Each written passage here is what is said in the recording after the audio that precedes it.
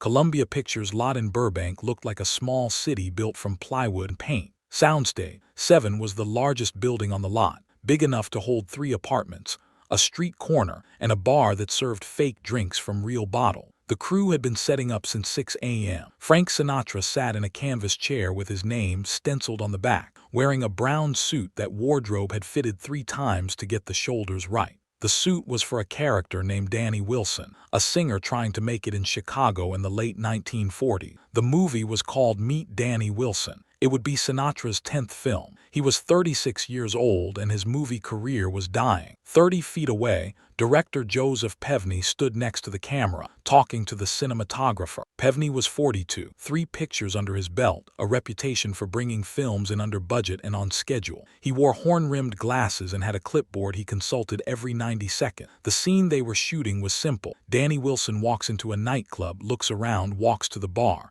12 seconds of screen time. They'd been working on it for an hour and a half. "All right, let's go again," Pevney called out. "Reset to 1. Frank, positions please." Sinatra stood up, walked to his mark. A piece of tape on the floor shaped like a T. "Frank, remember what we talked about," Pevney said. "You're nervous here. You're intimidated. This is the big club, the one you've been dreaming about, and now you're finally here. So I want to see that. I want to see the fear. I want to see you looking around like you don't belong." Sinatra didn't say anything. "Okay, can you give me that? I heard you. Great, let's make this one count. Sound is ready, camera is ready, and action." Sinatra walked through the fake door onto the set. He looked around the nightclub, the tables, the stage, the bar lined with bottles that caught the studio lights. He walked across the floor, his footsteps echoing on the wooden platform beneath the carpet. He reached the bar, put his hand on the brass rail, looked up at the mirror behind the bottles. "Cut," Pevney said. "Frank, what was that?" Sinatra turned around. "What was what?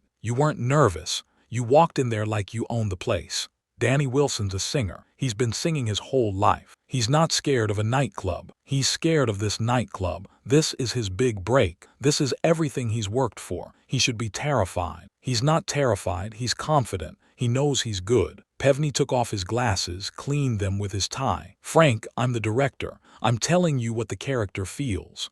And I'm the actor. I'm telling you what the character would do." The soundstage went quiet. 40 crew members stopped what they were doing. Pevney put his glasses back on. "Let's try it again. Same scene. But this time I want you to hesitate at the door. Look around like you're not sure you should be there. Then walk to the bar slowly, like you're afraid someone's going to stop you." "That's not the character. That is the character. I wrote the scene notes. The character is a singer who's fought his way up from nothing. He's not walking into that club like he's lost. He's walking in like he belongs there, because in his mind he does." Pevney stared at him. "You're refusing direction. I'm trying to make the scene work. The scene works fine if you do what I'm asking." Sinatra looked at Pevney for a long moment. Then he looked at the cinematographer, then at the camera, then at the fake nightclub set with its fake walls and fake bottles and real lights burning hot enough to make everyone sweat. He walked back to his chair, picked up his jacket, put it on. "Frank," Pevney said, "where are you going?" "My dressing room." "We're in the middle of a scene." "No, we're not. You're in the middle of directing a character. I'm not playing." Sinatra walked toward the soundstage door. "Frank, wait, just wait." Pevney followed him. "What do you want me to say here? I'm the director.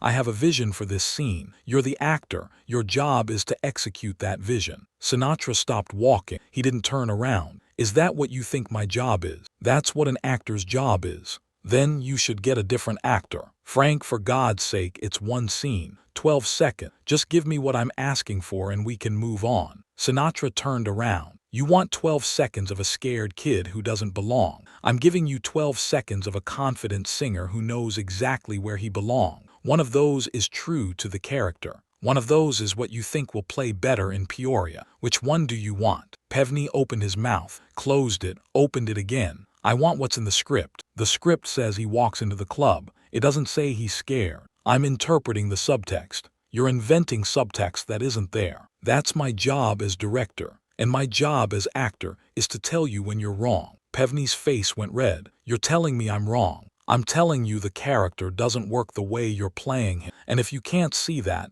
maybe you shouldn't be directing this picture." The soundstage went silent. Nobody moved. The key grip stopped adjusting a light. The script supervisor stopped turning pages. Even the guy whose job was to hold the coffee urn stopped pouring. Get off my set, Pevney said. I was already leaving. I mean get off permanently. You're fired. Sinatra looked at him. You can't fire me, I have a contract. Watch me. Pevney turned to the assistant director. Call the production office. Tell them Frank Sinatra is no longer on this picture. We're recasting. The assistant director looked like he wanted to disappear into the floor. Joe, the AD said quietly, maybe we should make the call. Sinatra stood there for 5 seconds. Then he nodded once, turned and walked off the soundstage. The door closed behind him with a metal clang that echoed through the space. Joseph Pevney stood on the soundstage floor, breathing hard, his clipboard shaking in his hand. The assistant director walked over. Joe, what do? We call the studio. We tell them what happened. We start looking for a replacement. Who replaces Frank Sinatra? I don't know, somebody, anybody. Pevney rubbed his face. Get Harry Cohn on the phone. Harry Cohn was the head of Columbia Pictures. He was 61 years old, built like a bull, and had a temper that made grown men cry. He produced over 200 films and destroyed twice as many careers. The call came through 10 minutes later. What the hell happened? Cohn's voice came through the soundstage speaker system. He was in his office, but he might as well have been standing. We had a disagreement about the character. Sinatra refused direction. I fired him. Silence on the other end. Then you fired Frank Sinatra. Yes, from a Frank Sinatra picture. It's not a Frank Sinatra picture. It's a Columbia picture starring. Let me explain something to you, Joe. Meet Danny Wilson is a B picture we're making for $400,000. The only reason we're making it is because Frank Sinatra agreed to do it. The only reason anyone will see it is because Frank Sinatra is in it. And you just fired him. He refused to take direction. I don't care if he refused to wear pants. You don't fire the star of the picture. So what do you want me to do? I want you to call him. I want you to apologize. I want you to get him back on set. Harry, I can't. Yes, you can, and you will. Because if you don't, I'm canceling the picture, firing you, and making sure every studio in Hollywood knows that Joseph Pevney is the director who killed his own movie over a 12-second scene. The line went dead. Pevney stood there holding the phone receiver. The cinematographer cleared his throat. Joe, you want us to break for lunch? Yeah, 1 hour. And somebody find out what dressing room Sinatra's in. Frank Sinatra sat in dressing room 3, drinking a cup of coffee that had gone cold an hour ago. The room was small. A couch, a mirror, a rack for costumes, a small table with a hot plate that nobody used. The walls were thin enough that you could hear people walking by outside. There was a knock on the door at 3:47 p.m. Yeah. Joseph Pevney opened the door, stepped inside, closed it behind him. Frank, can we talk? Sinatra looked at him. You're the director, you're always talking. Pevney sat down on the couch uninvited. He looked tired, older than he had 2 hours ago. I talked to Harry Cohn, and he told me to get you back on set. That's it, that's your apology. I'm not apologizing. You refused direction. You disrespected me in front of the entire crew. I told you the truth about the scene. If that's disrespect, you've got bigger problems than me. Pevney took off his glasses again, rubbed his eyes. Frank, I've directed 3 pictures. You've been in 10. I'm trying to establish myself. I'm trying to show the studio I can handle actors, handle sets, bring films in on time. And you're making me look like I don't know what I'm doing. Do you? Do I what? Do you know what you're doing? Pevney didn't answer right away. Most of the time, he said finally, but sometimes I'm guessing, and when I'm guessing, I need the actors to trust me, to just do what I'm asking even if they don't understand why. And what if what you're asking is wrong? Then I'll figure it out in editing. Sinatra shook his head. That's not how it works. You don't fix a performance in editing. You either get it on set or you don't. So what do you want me to do? I want you to trust me the way you want me to trust you. Pevney put his glasses back on. You're saying I should let you play the scene your way.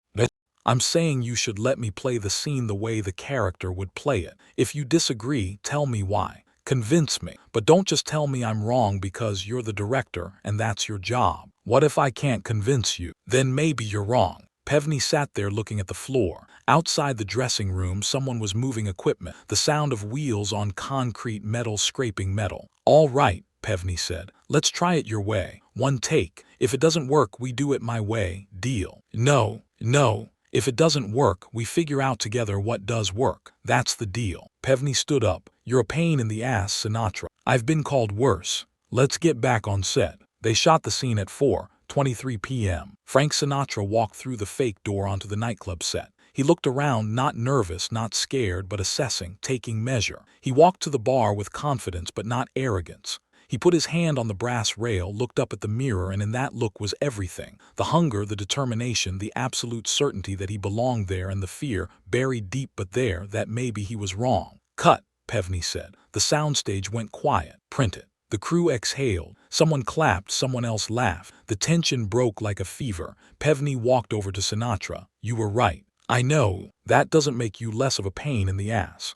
I know that too." They shot the rest of the scene in 2 takes. Meet Danny Wilson was released in March 1952. It was a modest success. Not a hit, not a flop. It made back its budget plus a small profit. Critics said Frank Sinatra was convincing as a singer trying to make it big, which wasn't surprising since that's what he was. But something else happened that nobody expected. The scene in the nightclub, the 12 seconds that took an hour and a half and nearly killed the movie, became the scene people remember. It was the moment Danny Wilson stopped being a character and became real. It was the moment you believed in him, and Hollywood noticed. 6 months later, Fred Zinnemann offered Sinatra the role of Maggio in From Here to Eternity, the part that won him an Oscar, the part that saved his career. Zinnemann said later he cast Sinatra because of Meet Danny Wilson, because of the way Sinatra walked into that nightclub, like he belonged there even though everyone said he didn't. Joseph Pevney directed 19 more films. He had a solid career, worked with good actors, made decent money. In 1968, he retired and moved to Palm Springs. But for the rest of his life, whenever someone asked him about directing, he told them the same thing. If an actor tells you you're wrong, listen, because sometimes they're not acting. Sometimes they're just telling you the truth. Here's what Joseph Pevney finally understood about what happened on Soundstage 7. Frank Sinatra wasn't fighting him. He was fighting for the character. Pevney wanted Danny Wilson to be sympathetic, likable, the kind of underdog audiences could root for. Sinatra wanted Danny Wilson to be real. And real people don't walk into their dreams like they're asking permission. They walk in like they earned the right to be there, even if they're terrified, especially if they're terrified. Pevney was directing a scene. Sinatra was living a life. And you can't win that argument because life always beats technique. This is what collaboration looks like when it works. 2 people disagree. Not about ego, not about control, but about truth. One person has a vision. The other person has a different vision. They fight. Not with fists but with ideas, with conviction, with the willingness to walk away if they can't find something better than either of them brought to the table. And then, if they're lucky, if they're honest, if they're good at their jobs, they find it. The thing neither of them could have made alone. The thing that's better than both their visions combined. That's not compromise, that's alchemy. And it only works if both people are willing to be wrong. Frank Sinatra was willing to be wrong. He just wasn't willing to be told he was wrong without proof. That's the difference.